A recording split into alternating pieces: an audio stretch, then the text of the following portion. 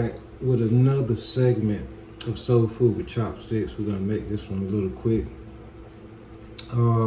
Still picking up on the conceptual idea of thought and the power and impact of thought. And I have something I want to read here for you. This was published in an article. Sorry guys, I forgot which article it came from, but you can look this stuff up yourself. I'm going to read this to you briefly. A thought is an electrochemical event taking place in your nerve cells, producing a cascade of physiological changes. The article, How Your Thoughts Program Your Cells, explain it this way. You are speaking to your genes with every thought you have. The fast-growing field of epigenetics is showing that who you are is a product of the things that happen to you in your life, which change the way your genes operate. Genes are actually switched on or off depending on your life experiences.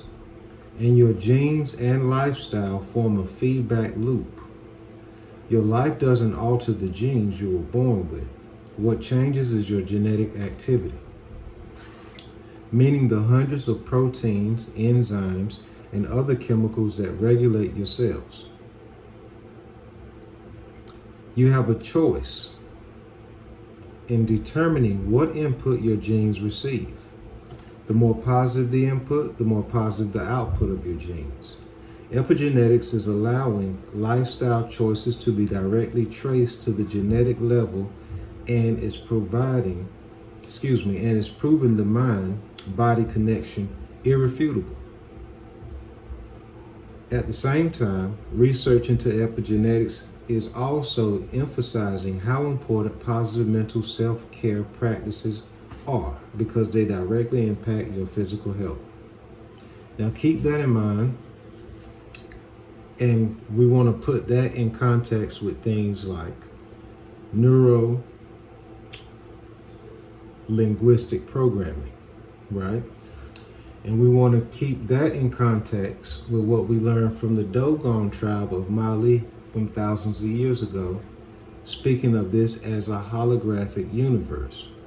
Now, there was a book written, I want to say in the 70s, entitled Holographic Universe, and the author was Michael Talbot, if I'm not mistaken. Now, this was a book I read some years ago, but keep all these things together. What the Dogon tribe of Mali was saying, what the scientists here are saying, that your thoughts, and that is very important here. I gotta say that again. Your thought is an electrochemical event taking place in your nerve cells. An event. So we're going to keep these things together. An electrochemical event taking place in your nerve cells. Neurolinguistic programming, and if you're not familiar with neurolinguistic programming, I want to make this real quick. So just look that stuff up, just neuro-linguistic programming, right? What the Dogon tribe of Mali was saying, right?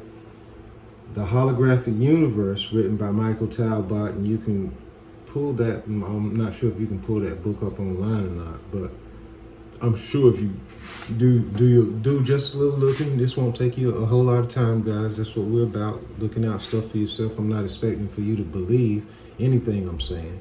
This is for you to check this stuff out yourself. But all these things are saying the same thing and suggesting the same thing. Now, something that people have recently been talking about as this being not only a hologram, but what they call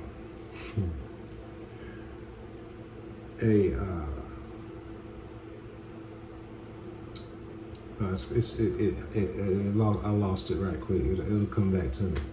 But anyway, keep these things in mind with the occult practices. First and foremost, the Kabbalion. And the first principle of the Kabbalion is mentalism. And remember, the Kabbalion is again ancient text that is referring to as Hermes Trismegistus, or Hermes 3 times great, as he is referred to, and I'm not quite sure if Hermes was actually an actual person or a school of thought, or maybe even both. Yeah, I'm not ruling that out. I think what's important is the message here. We can debate all day long about whether Hermes was a real man, but that's besides the point. The point is the information that was left. And the first principle of the Kabbalion speaks of mentalism. The mind is all, the universe is mental. So the ancients, who were far more advanced than ourselves, and we know this because of the things that they left behind, whether you're speaking of the old world, cathedrals and pyramids and all this stuff, to ancient world Atlanteans, we know that this was a very advanced people. So what they knew is something that most people today are trying to figure out. And we have to agree that they weren't figure-outers, they were knowers. And what these knowers suggested, again, leans on the side of this being a hologram, a holographic universe. And it's still eluding my mind. I'm trying to think of this. It's something that people have been saying. Not hologram, but it's something a little bit more recent, but it's still saying hologram. And it's kind of funny when I hear people saying it. It'll come to me. Hopefully it'll come to me before we finish. But again, let's keep these things in mind. The mind is all, the universe is mental, and that's the first principle of the Kabbalion. So keep that, and let's couple all of these things together with the concepts of magic, what we call magic. Hold on.